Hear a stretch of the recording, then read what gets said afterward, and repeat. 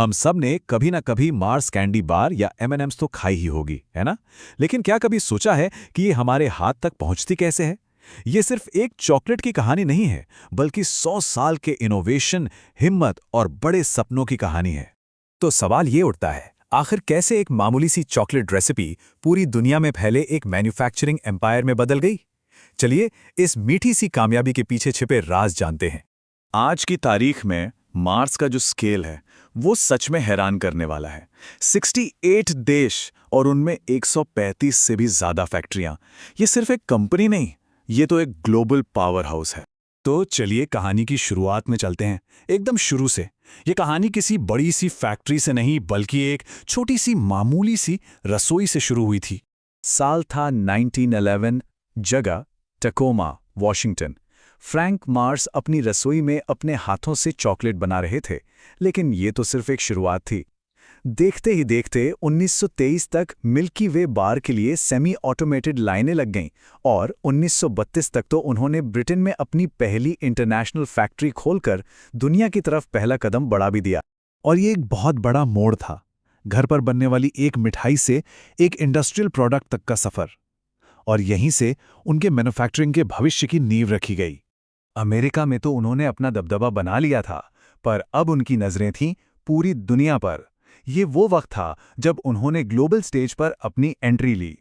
लेकिन ये सिर्फ यूं ही नहीं था, इसके पीछे एक बहुत स्मार्ट स्ट्रैटेजी थी। उन्होंने अपनी मिल्की वे की रेसिपी ली और उसे यूरोप के लोगों के टेस्ट के हिसाब से थोड़ा बदल दिया और बन गया वो आइकॉनिक मार्स बार।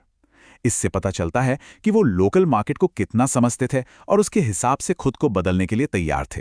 कहते हैं ना कि सबसे बड़े आविष्कार जरूरत के वक्त होते हैं या मुश्किलों में, और मार्स के लिए वो मुश्किल थी दूसरा विश्व युद्ध, जिसने उनके सामने एक बड़ी चुनौती खड़ी कर दी। तो प्रॉब्लम ये थी, सैनिकों को ऐसी चॉकलेट कैसे दी जाए जो गर्मी में उनके हाथों में ही न पिघल जाए। इसका जवाब था एम&एम्स। एम&एम्स के पीछे थी उनकी एक जबरदस्त हाई स्पीड कोटिंग टेक्नोलॉजी, और ये टेक्नोलॉजी आने वाले कई दशकों तक उनका सीक्रेट वेपन यानी कि गुप्त हथियार बनी रही, जिसने उन्हें अपने कॉम्पिटिटर्स से मीलों आगे कर दिया। अब देखिए, जंग खत्म हुई, दुनिया फिर से पटरी पर लौट रही थी और मार्स के हाथ में थी एक क्रांतिकारी टेक्नोलॉजी। उन्होंने इस मौके को हाथ से जाने नहीं दिया और ऑटोमेशन में जबरदस्त निवेश किया। और यहीं से उनकी प्रोडक्शन कैपेसिटी में जो उछाल आया वो देखने लायक है। जरा सोचिए, 1920 के दशक में वो साल में बस कुछ मिलियन बार बना पाते थे। फिर 1932 तक जब यूके में उनकी फैक्ट्री खुली तो ये नंबर करोड़ों तक पहुंच गया। लेकिन असली कमाल तो दूसरे विश्व युद्ध के बाद हुआ। ऑटोमेशन की ताकत से वो एक ही फैक्ट्री से साल के सैकड़ों मिलियन कैंडी बार बना रहे थे। कुछ मिलियन से सीधा सैकड़ों मिलियन, ये थी ऑटोमेशन की असली पावर। ठीक है, इतनी सारी कैंडीज बनाना तो एक बात है, लेकिन अब एक नई चुनौती सामने थी। इन्हें पूरी दुनिया में एफिशिएंटली पहुंचाया कैसे जाए? तो अब कहानी सिर्फ प्रोडक्शन की नहीं, बल्कि एक ग्लोबल सिस्टम बनाने की है। और इसके लिए मार्स ने एक बहुत ही शानदार स्ट्रैटेजी अपनाई, जिसे कहते हैं हब एंड स्पोक मॉडल। अब ये क्या है? देखिए, उन्होंने कई छोटी छोटी फैक्ट्रियां बनाने के बजाय नीदरलैंड्स में एक बहुत बड़ी सेंट्रल हब फैक्ट्री बनाई। ये अकेली फैक्ट्री ही पूरे रीजन की डिमांड पूरी कर सकती थी। इससे उनकी एफिशिएंसी में इतना जबरदस्त उछाल आया कि ये उनके लिए सच में गेम चेंजर साबित हुआ। तो ये हब एंड स्पोक मॉडल उन मार्केट्स के लिए तो परफेक्ट था जहां वो पहले से थे, लेकिन नए बाजारों के लिए वहां एक नई स्ट्रैटेजी चाहिए थी, और वो थी झंडे गाड़ना। मतलब उस देश में जाकर एक लोकल फैक्ट्री बनाना।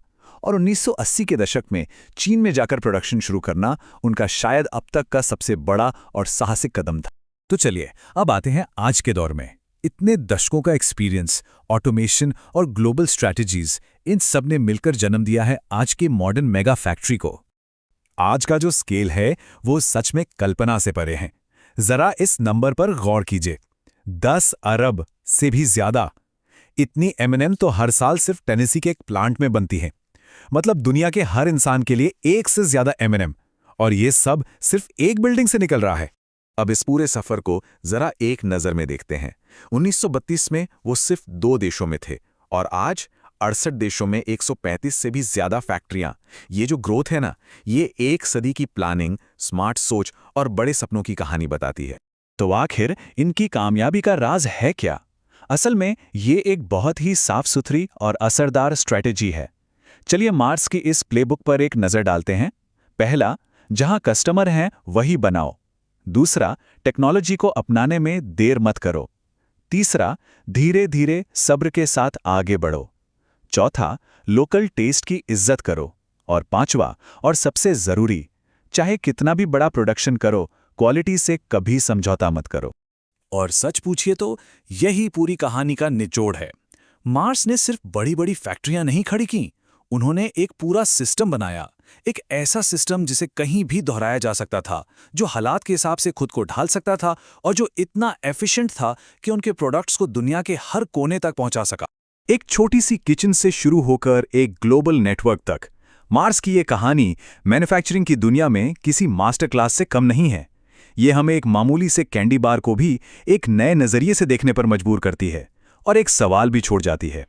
हमारे आसपास जो रोज़मर्रा की चीज़ें हैं, उनमें से और कितनों के पीछे स्केल, स्ट्रैटेजी और बड़े सपनों की ऐसी ही कोई असाधारण कहानी छिपी होगी।